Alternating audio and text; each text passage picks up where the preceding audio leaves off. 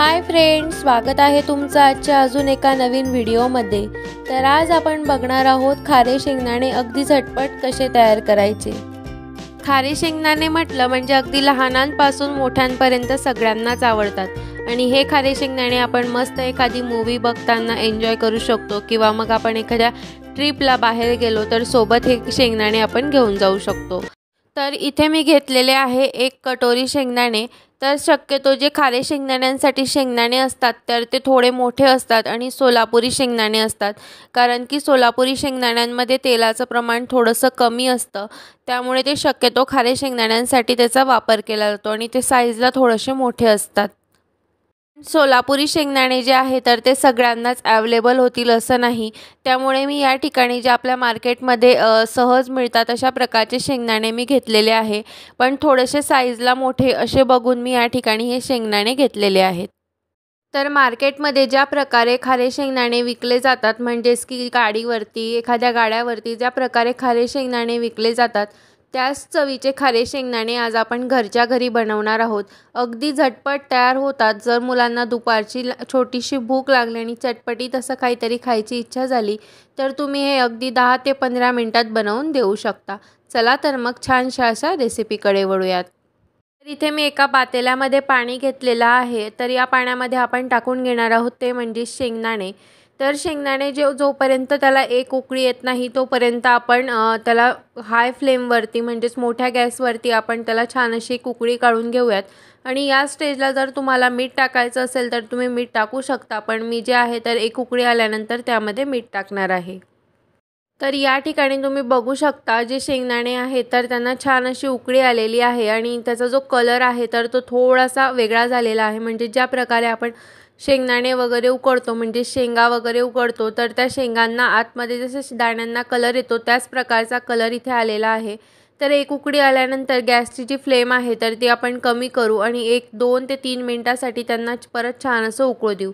तर या ठिकाणी आपले जे शेंगदाणे आहेत तर त्यामध्ये आपण टाकणार आहोत ते म्हणजेच थोडंसं मीठ। जर तुम्हाला आधीच टाकायचं असेल तर तुम्ही आधीसुद्धा टाकू शकता किंवा या स्टेजला टाकलं तरीसुद्धा चालेल। मीठ टाकल्यानंतर आपण यांना आता छान असं मिक्स करून घेऊ आणि 1-2 मिनिटासाठी परत त्याला एक छान अशी उकळी येऊ देऊ।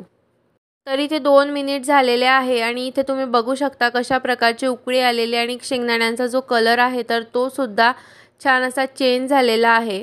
तर आता आपण काय करणार आहोत तर गॅसची फ्लेम आपण करणार आहोत बंद आणि आता जे शेंगदाणे आहेत तर हे आपण चाळणीमध्ये किंवा मग एखाद्या पाणी आपण त्याचा काढून घेणार आहोत, म्हणजे जेणेकरून आपल्याला हे 5 ते 6 मिनिटासाठी आपल्याला छान असे सुकवून घ्यायचे आहे। तर इथे मी एका चाळणीमध्ये पाणी जे आहे तर ते वेगळं करून घेतलं आणि एक कॉटनचा कपडा घेतलेला आहे।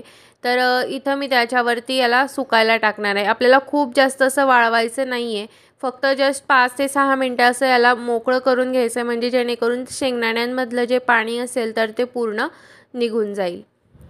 जर तुम्ही या ठिकाणी शेंगदाण्यांना खूप जास्त जर वाळवलं तर जे आपण मिठामध्ये भाजणार आहोत तर ते मिठामध्ये व्यवस्थित भाजले जात नाही आणि मग जसे बाहेर वगैरे बनतात अगदी तशाच प्रकारचे आपले शेंगदाणे जे आहे तर ते बनत नाही।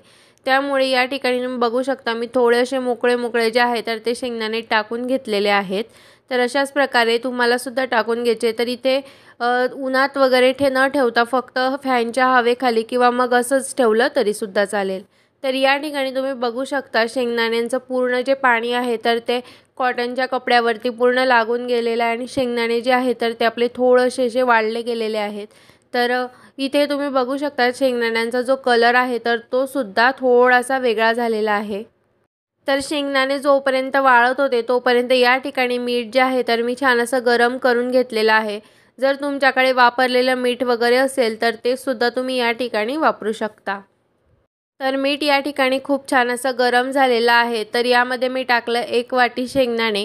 तर शेंगदाणे टाकल्यानंतर आपल्याला हे सतत हलवत राहायचं आहे, कारण की जे आहे तर नाहीतर मग जिथे मीठ नसेल तर तिथे शेंगदाणे करपण्याची शक्यता असते, त्यामुळे अशा प्रकारे आपल्याला व्यवस्थित छान असं मिक्स करून घ्यायचं आहे। तर शेंगदाणे खूप जास्त ओले असतात त्यामुळे मग त्याला असं पूर्ण मीठ लागतं आणि जसं जसं ते छान असे कोरडे होत जातात तर त्याचं जे मीठ आहे तर ते कमी कमी होत जातं। म्हणजेच खूप जास्त तुम्हाला असं वाटत असेल टाकल्यानंतर की याला तर खूप जास्त असं मीठ लागलेलं आहे, पण जसे आपण त्याला छान असं भाजून घेत जाऊ ते 2 ते 3 मिनिटानंतर त्याचा जो मीठ आहे तर ते पूर्ण निघून जाईल। तर इथे तुम्ही बघू शकता तेव्हा खूप जास्त असं मीठ आपल्याला ते शेंगदाण्यांना लागलेलं दिसत होतं आणि ते पूर्ण हळूहळू कमी होत गेलं आणि आता फक्त थोडंसं बाकी आहे। म्हणजेच परत आपल्याला शेंगदाणे भाजण्यासाठी 2 ते 3 मिनिटांची गरज आहे। त्यानंतर आपले जे शेंगदाणे आहेत ते खूप छान असे भाजले जातील। तर असं कंटिन्यू आपल्याला सतत हलवत राहायचं आहे म्हणजे जे शेंगदाणे आहेत तर ते छान असे मिठामध्येच भाजले जातात आणि जेवढे शेंगदाणे कोरडे होत चालतील तर तेवढं जे मीठ आहे तर ते लागलेलं पूर्ण कमी होत जाईल।